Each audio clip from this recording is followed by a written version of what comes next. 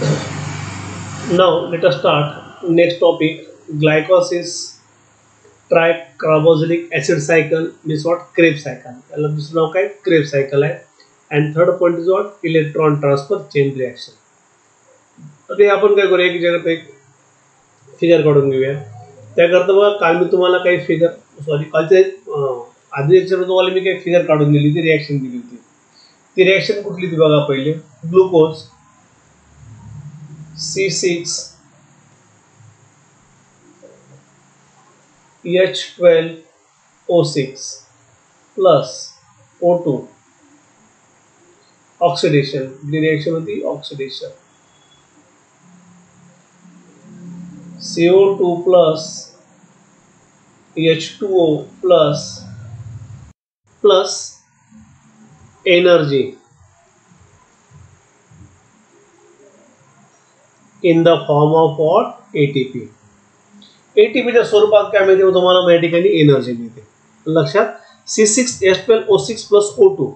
पण या ठिकाणी मात्र आपण रिॲक्शन काल बॅलन्स करून दिली होती, ती डायरेक्टली आपण या ठिकाणी आता बॅलन्स रिॲक्शन लिहून घेऊया. दिस इज युअर ग्लुकोज.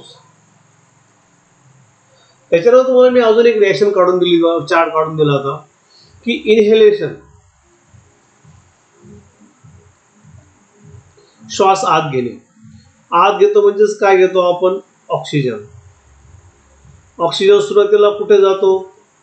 लंग्स मध्ये जातो. कुठे? लंग्स म्हणजे फुफ्फुसांमध्ये.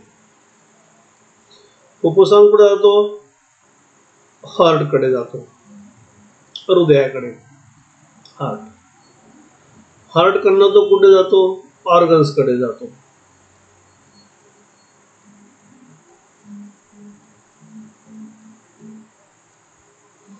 ऑर्गन्स कडनं कुठे जातो? मग टिश्यू कडे.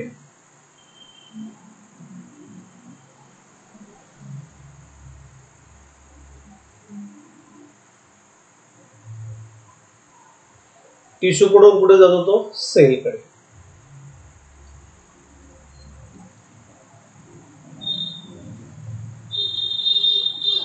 आणि मग हा जो बाहेर पडेल O2, या सेल मधल्या O2चं काय रिॲक्शन आपण या सेल मध्ये आता बघूया. नक्की ह्या O2चं या सेल मध्ये काय रिॲक्शन होते ते आपण आता बघणार आहोत. तुम्हाला मी सर तुम्हाला हा मी चार्ट परत उद्या काढून देणार आहे, त्याप्रमाणे आता हा चार्ट आपण या ठिकाणी काढलेला आहे इनहेलेशन मध्ये. आता पहिले काय करूया, हे जे 3 टॉपिक आहेत, एक ग्लायकोसिस, ट्रायकोलिक acid cycle, electron transfer chain reaction, हे घेण्याच्या पहिले काय करूया, आपण एक फिगर काढून घेऊया. सिंपल सेलची फिगर काढून घेऊया.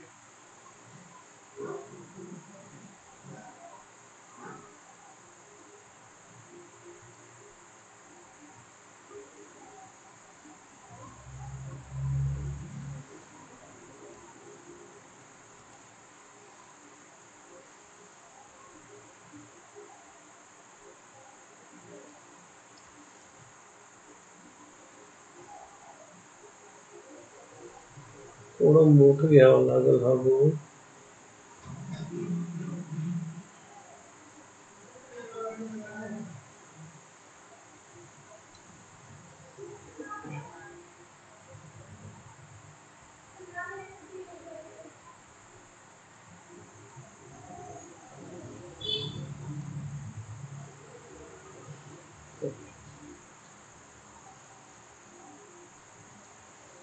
याच्यामध्ये आपण जे तुमचं न्यूक्लियस आहे ते थोडं छोटं घेऊया.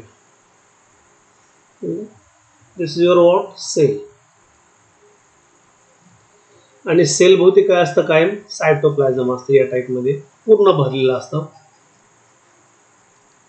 तर आपण हे सायटोप्लाझम आहे त्याला फक्त नाव देऊया. या ठिकाणी काढायचं नाही, कारण आपल्याला वेगळी रिॲक्शन घ्यायची आहे यापुढे. याच्यामध्ये काय असतं? सायटोप्लाझम. ओके. आता रिॲक्शन बघा कशी होती. Glucose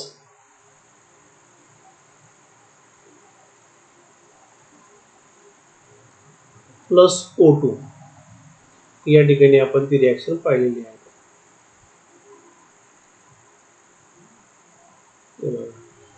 glucose plus O2 he reaction.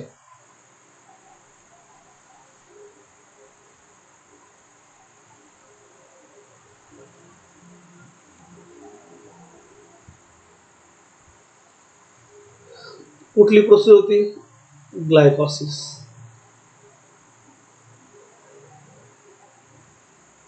Glycolysis.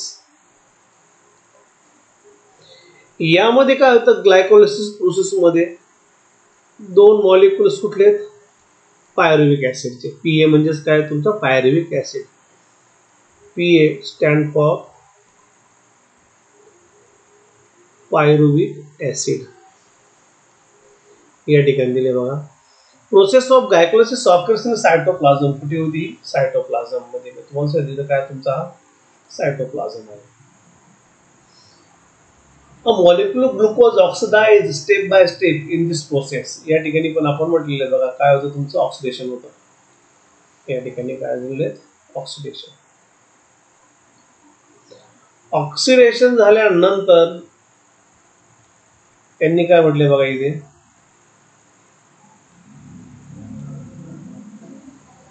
To molecules of pyruvic acid. Pyruvic झाले दोन मॉलिक्युल्स.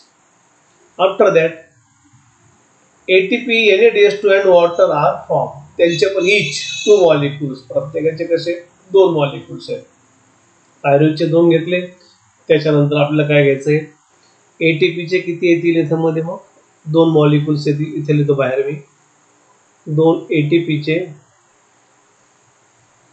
2 NADH2 आणि टू मॉलिक्युल्स कसले तुमचे? H2. दोन दोन कसले आले? पाण्याचे आले. वॉटर. पुढे प्रोसेस नंतर घेऊया. त्याच्यानंतर या पायरुविक ऍसिड मधचं रूपांतर कशामध्ये होतं? मग ऍसिटिल कोएन्झाइम मध्ये. ऍसिटिल कोएन्झाइम या ठिकाणी दिले बघा. Pyruvic acid from NADH2 process two molecules of acetyl coenzyme, two molecules of NADH2 आणि टू मॉलिक्युल्स ऑफ CH2. याचं कशामध्ये होतं? मग टू ऍसिटाइल कोएन्झाइम A को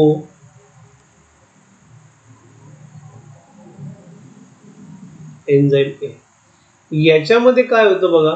दोन मॉलिक्युल CO2 चे आले आणि दोन मॉलिक्युल कुठले? NADH2. हे समजून घ्या, अतिशय सोपी आहे.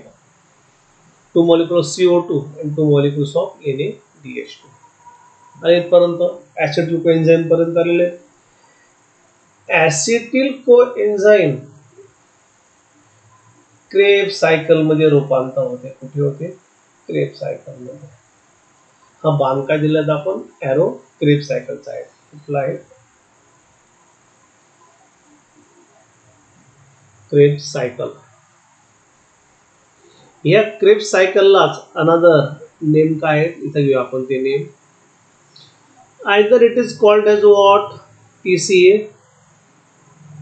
सायकल. TCA म्हणजेच काय? तुमची ट्राय कार्बोक्सिलिक ऍसिड सायकल. और सिट्रिक ऍसिड सायकल.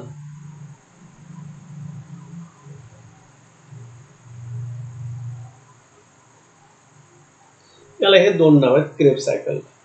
लक्षात इथपर्यंत आलं तुमचं? या ठिकाणी म्हटले बघा त्यांनी बोथ मॉलिक्युल्स एंटर मायटोकॉन्ड्रिया. आणि हे कुठे जातात? मायटोकॉन्ड्रिया. मायटोकॉन्ड्रिया कोणाला अटॅच असतो? याला अटॅच असतो.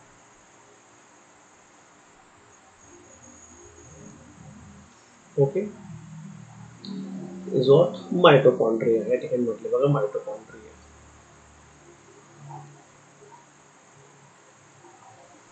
मायटोकॉन्ड्रिया. मायटोकॉन्ड्रिया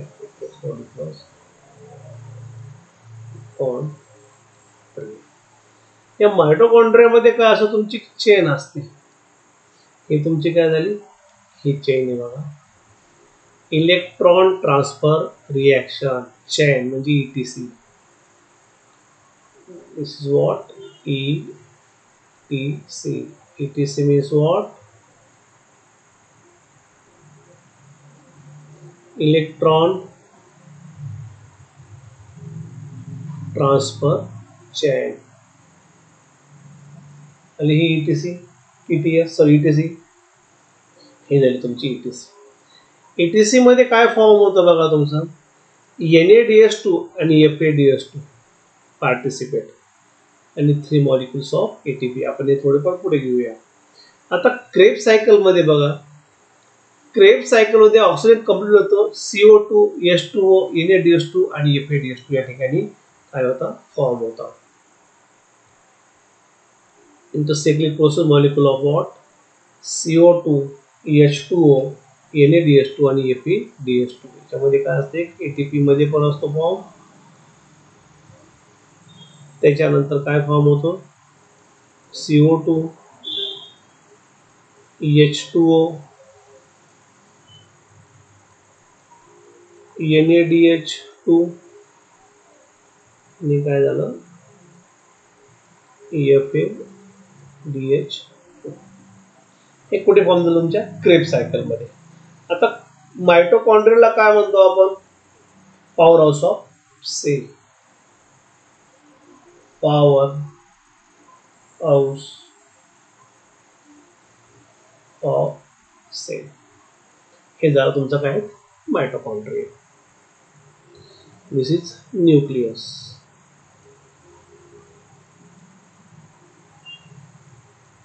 हे तुमचं सेल मध्ये एवढं reaction in presence of what cytoplasm. लक्षात. आता आपण काय करूया वन बाय वन स्टेप या ठिकाणी घेऊया.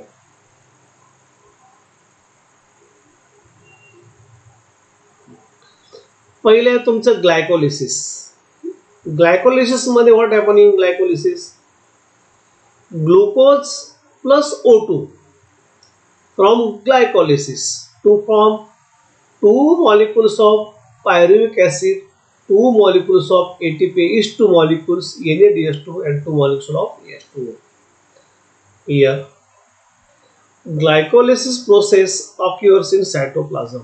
इथे दिले बघा मी तुम्हाला पहिल्यांदा सुरुवातीला दिले कशामध्ये होती सायटोप्लाझम मध्ये. A molecule of glucose is oxidized step by step in a process 2 molecules each. एका तुमच्या ऑक्सिजन मध्ये काय ऑक्सिडेशन प्रोसेस झाली. 2 molecules of pyruvic acids, here 2 molecules of ATP, 2 molecules of NADH2, 2 molecules of H2O. 2 molecules each म्हटले म्हणजे प्रत्येकी pyruvic acid, ATP, NADH2 and water are formed. आता या ठिकाणी बघा सगळ्यात महत्त्वाचं NADH2 means what nicotinamide adenine dinucleotides. FADH2 means what flavin adenine dinucleotides. Both enzymes are formed in the cells and used in the cellular respiration. हे तुमचं पेशी श्वसनासाठी फार उपयोगाचे आहे तर त्या ठिकाणी असतातच ते. याचं लॉंग फॉर्म खाली दिले. आता बघा molecules of pyruvic acid from in this process are converted into molecules of acetyl coenzyme. म्हणजे pyruvic acidचं काय झालंय 2 molecules of what acetyl coenzyme. त्याच्यामध्ये काय असतात 2 CO2 आणि 2 NADH2 into molecules of acetyl coenzyme, 2 molecules of NADH2 and 2 molecules of CO2 release during this process. याच्यातून काय करतात हे दोन बाहेर पडतात 2 CO2 आणि 2 NADH2. आता नेक्स्ट टॉपिक बघा हे झालं तुमचं glycolysis. Tri carboxylic acid cycle किंवा यालाच काय म्हणतात क्रेब सायकल. कुठली सायकल ती क्रेब.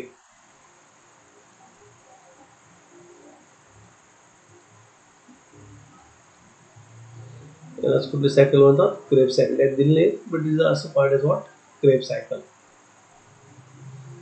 क्रेब सायकल मध्ये काय बाहेर पडतंय ATP CO2 H2 NADH2 आणि FADH2.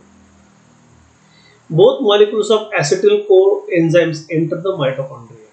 या ठिकाणी बघा क्रेब सायकल नुसार हे दोन मॉलिक्यूल कुठे येतात ते मायटोकॉन्ड्रिया मध्ये येतात ते तंतुकणिका त्याला मराठीमध्ये. Cyclic chain in reactions called as a tricarboxylic acid cycle is operated into mitochondria. आणि या मायटोकॉन्ड्रिया मध्ये काय तुमची क्रेब सायकल म्हणजे tricarboxylic acid cycle TCS cycle और citric acid cycle. Acetyl part of acetyl coenzymes is completely oxidized through this cyclic process of molecules. यामध्ये काय असतो हा acetyl part जो आहे तुमचा acetyl coenzyme हा जो पार्ट आहे त्या क्रेब सायकल मध्ये हा काय होतो की ऑक्सिडाइज कम्प्लिटली ऑक्सिडाइज होऊन जातो. ठिकाणी बघा completely oxidise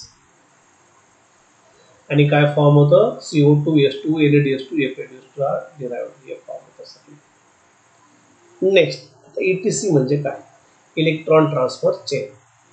Molecule of NADH2 and FADH2 form during all above process participate in electron transfer chain. याच्यामध्ये काय फॉर्म होते ह्या इलेक्ट्रॉन ट्रान्सफर चेन मध्ये फक्त NADH2 आणि FADH2. लक्षात हे काय करता बाहेर निघून जातात. NADH2 आणि FADH2 या ठिकाणी दिले बघा NADH2 NADH2 NADH2 आणि FADH2 with what carbon dioxide. Due to these three molecules of ATP are obtained from each NADH2 molecules and 2 molecules of ATP from FADH2. याच्यात जर पाहिलं तुम्ही तर NADH2 3 मॉलिक्यूल आणि FADH2 चे किती मॉलिक्यूल्स आहेत 2 मॉलिक्यूल्स आहेत. याला अंडरलाइन करून घ्या.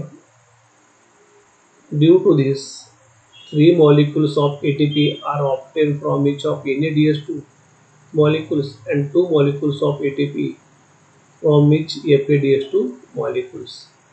Besides ATP, water molecule are also formed in this reaction. याच्यामध्ये वॉटर आपण पाहिले शेवट H2O सुद्धा होतं. Electron transfer chain reaction is operated in what mitochondria only. कुठे असते फक्त आपण जर हे पाहिलं फिगर तर कुठे आहेत ETH चे मायटोकॉन्ड्रिया मध्ये आहेत. मायटोकॉन्ड्रिया सिंपल वर्किंग आहे. समजलं काही जास्त आवड नाही. ही फिगर जी मी काढून दिलेली आहे ही अतिशय सिंपल फिगर आहे. ही जरी तुम्ही पाहिली तरी बाकी तुम्हाला वाचायची काहीच गरज पडणार नाही. Nothing can do anything. तुम्ही बाकी काही करूच नका. एवढं फक्त फिगर लक्षात ठेवायची.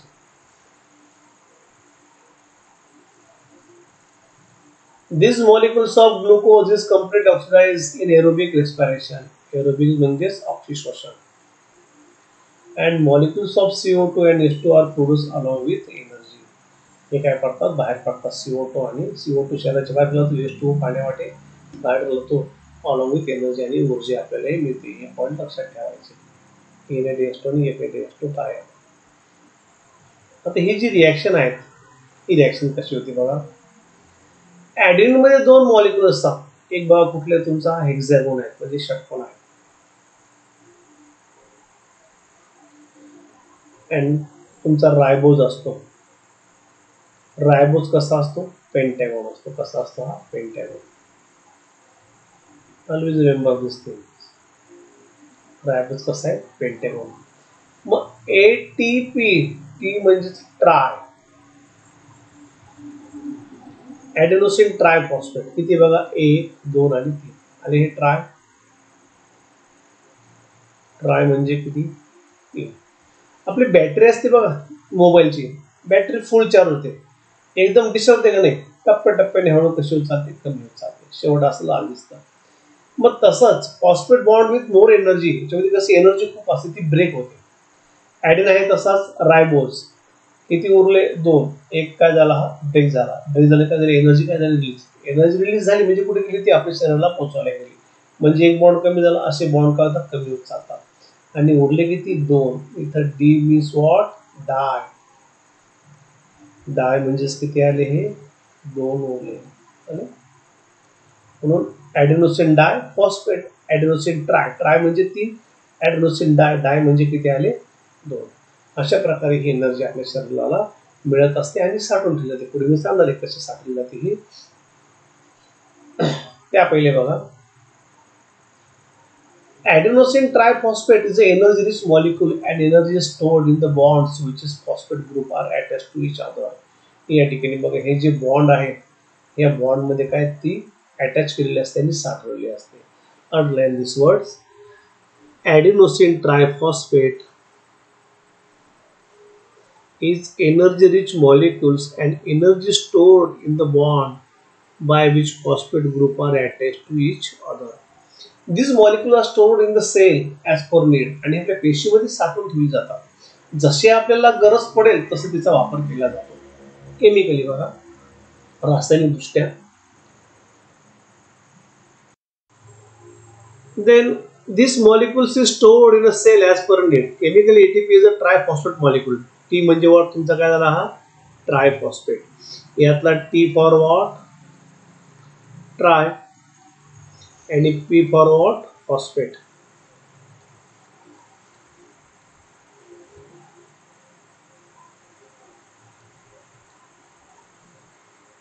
From adenosine ribonucleosides.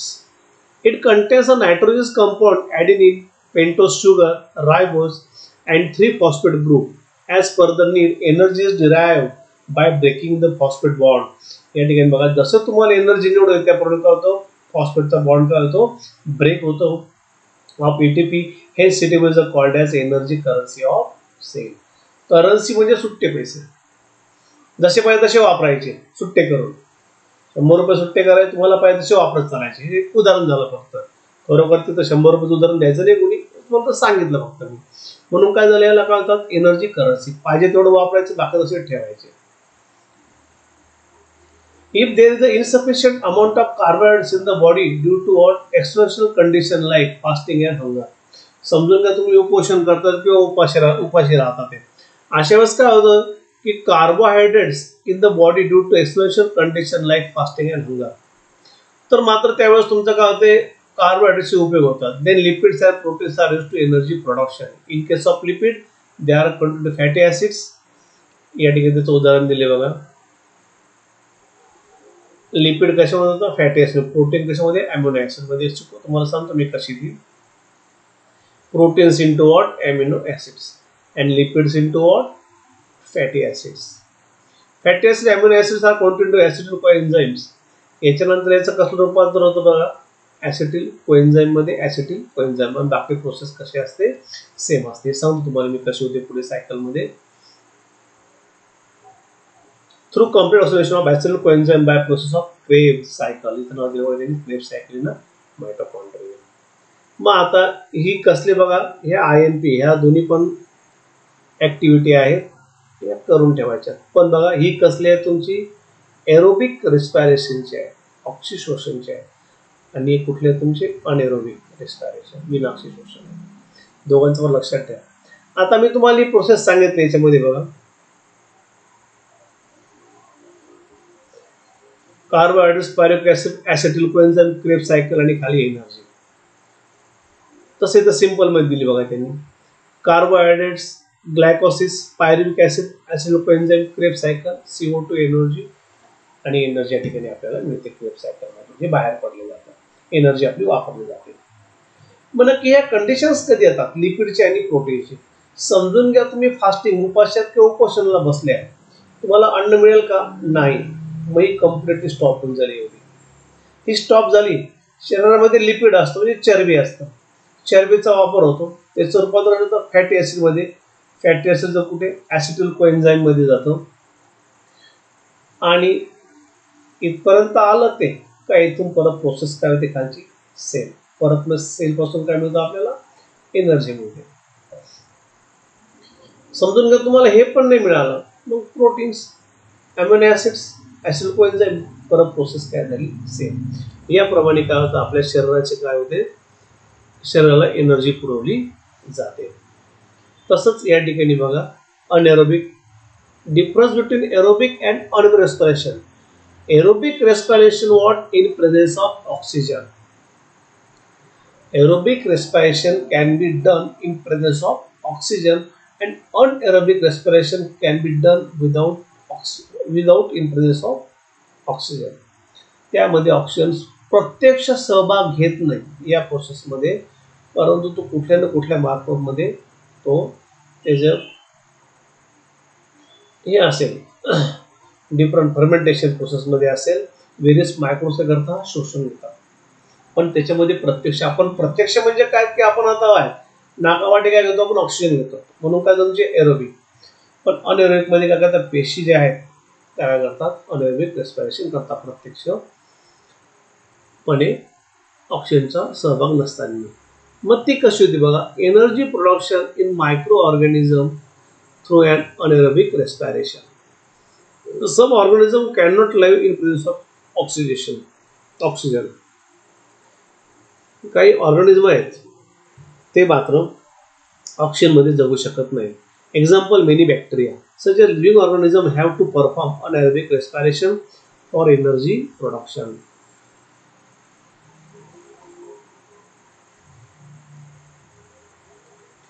Glycolysis and fermentation are two steps of anaerobic respiration. या कशा आहेत? दोन स्टेप आहेत. Fermentation, two steps of anaerobic. Glucose completely oxidized and less amount of energy obtained by step respiration. Pyruvic acid produce. हे बघा, glycolysis काय झालं? Pyruvic acid. Fermentation, vinegar, vitamin etcetera. Pyruvic acid produced through glycolysis converted into other organic acids, alcohol with help of some enzymes in the process.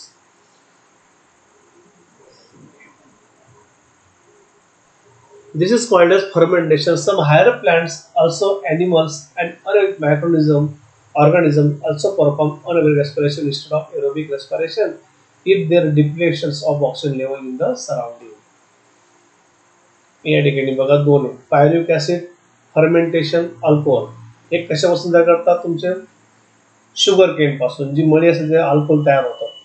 आणि fermentation lactic acid. Lactic acid तुमचं काय असतं? Erythrocytes muscle cells. Lactic आम्ल आपण fermentation process करतो. मग नक्की ही जी process आहे ही प्रोसेस कशी होती बघा या ठिकाणी.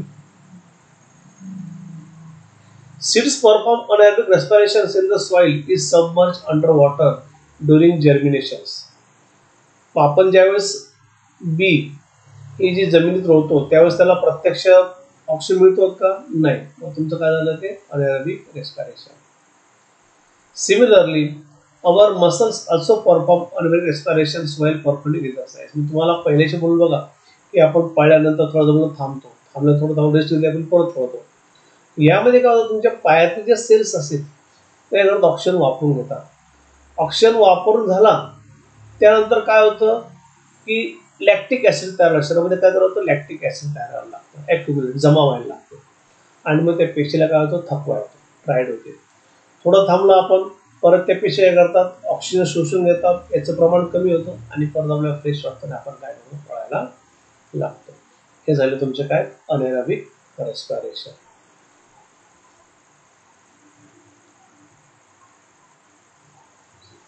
याच्या दोन चारच गोष्टी महत्वाच्या आहेत. आपण फूड कन्झम्पशन मध्ये कशी एनर्जी घेतो ते. Excess carbohydrates are stored liver and muscles in the form of glycogen. Underline करा. शरीरामध्ये जास्त झालेले कार्बोहायड्रेट्स हे यकृतामध्ये किंवा स्नायूमध्ये ग्लायकोजन सोबत काय झालं? साठून जातात. प्रोटीनचा सोर्स काय बघा. प्रोटीन आपल्याला कसं होतं? अॅमिनो प्लांट ॲनिमल्स म्हणजे आपण चिकन खाल्ल्यानंतर तुम्हाला प्रोटीन जास्त मिळतं. Proteins are macromolecules form by bonding together many amino acids. मी तुम्हाला चेन पण सांगितलं बघा. A1, A2 ही काय चेन पुढे चालते. मग proteins are macromolecules form by bonding together many amino acids. Proteins of animals origins are called as first class protein. जे प्राणी म्हणजे आपण जे खातो कोंबडी वगैरे जे राहतात त्याच्यापासून प्रोटीन कसं आहे? ते फर्स्ट क्लास स्रोत आहे. मग 4 kilo calorie of energy per gram of protein. किती एनर्जी मिळते आपल्याला? 4 kilo calorie. Amino acids are obtain after digestion protein. ज्यावेळेस प्रोटीनचं पचन होतं त्यावेळेस काय तयार होतात? Amino acids. Those amino acids are absorbed in the body to transport of each organ and cell of via blood. म्हणजे जे अमिनो ॲसिड्स आहेत हे अमिनो ॲसिड तयार झाल्यानंतर प्रोटीननी आपल्या शरीरामध्ये काय जातात? शोषले जातात किंवा ऑर्गनकडे काय जायचं? पाठवतात. कोणामार्फत? ब्लड, रक्तामार्फत ते आपल्या ऑर्गन्सकडे म्हणजे अवयवाकडे पाठवले जातात. From this amino acids organ and cell produce various protein necessary for themselves and whole body.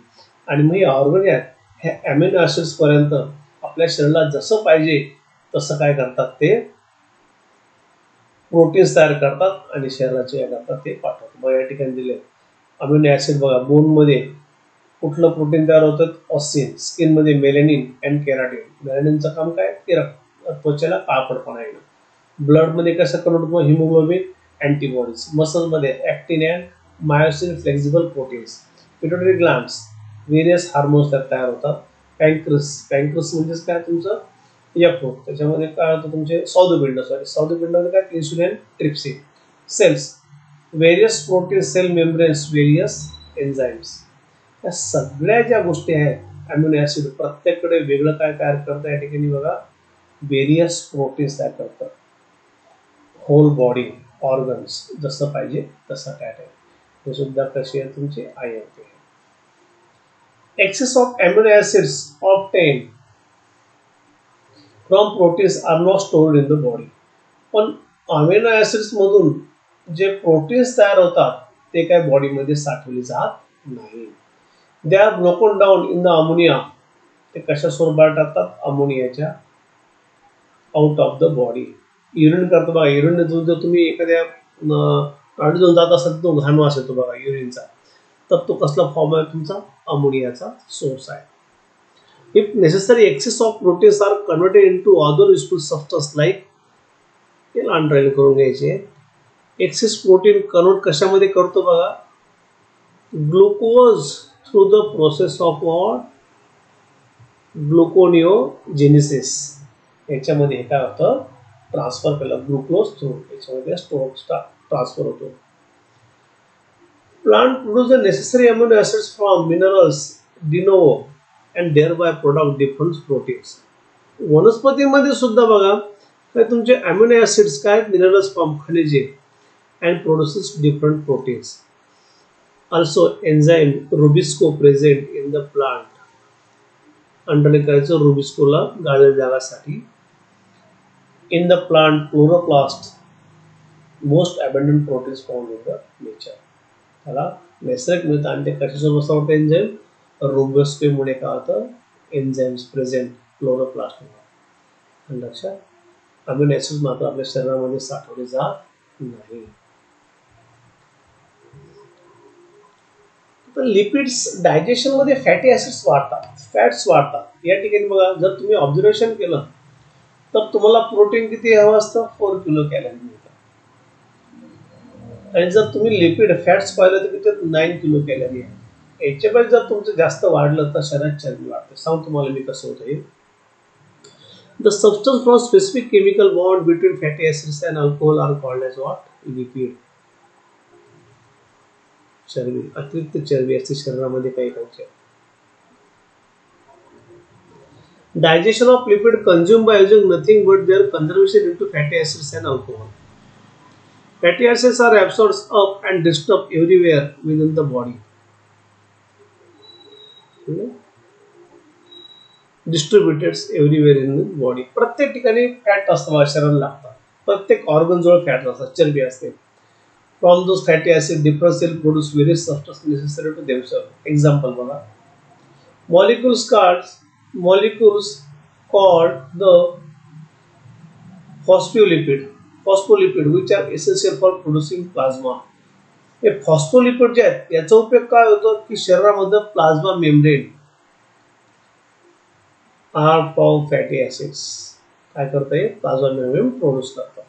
Besides त्यानंतर बघा fatty acid are used for producing hormones like शरीराला हार्मोन्स म्हणजे संप्रेरक कुठले तुमचे? Progesterone, estrogen, testosterone, aldosterone etcetera are covering around the exhaust of nerve cell. तर सगळ्यात महत्त्वाचं काय बघा किती पाहिजे असे आपल्याला? 9 kilo calorie per gram of lipid मधून मिळते. ही जर तुमची जास्त झाली 9 किलो कॅलरी पेक्षा lipid adipose connective tissues in the body. शरीराला कधी चरबी जास्त वाढते, अतिरिक्त चरबी होते आणि ही चरबी कशी असते? मग हार्मफुल असते. हार्मफुल म्हणजे पुढे जे काय आता ब्लॉकेज वगैरे. मग हे लिपिड्स आहेत म्हणजे जे तुमचे स्निग्ध पदार्थ आहेत हे डॉक्टर तुपाचे पदार्थ, तेलाचे पदार्थ हे डॉक्टर कमी खायला लावतात. कमी का खायला लावतात? याच प्रॉब्लेममुळे. ते जर जास्त आपल्या शरीरामध्ये गेली तर आपल्या शरीराच्या प्रत्येक ऑर्गन्सवर काय वाढते? चरबी वाढते आणि ही चरबी आपल्या आरोग्याला कशी असते, हानिकारक असते, नुकसानदायक असते. म्हणून जास्त पण तुमचे स्निग्ध पदार्थ खाणं पण अयोग्य आहे. तुम्हाला तुपकट, तेलकट, तुमचे हे बटर, हे जे तुम्ही खाता ते विद्यार्थ्यांमध्ये काय होते, फॅट्स जास्त वाढले जातात. आपण आज थांबणार आहोत. पुढच्या लेक्चरला आपण काय होणार, टॉपिक बदलणार आहोत, पुढचा टॉपिक घेऊया.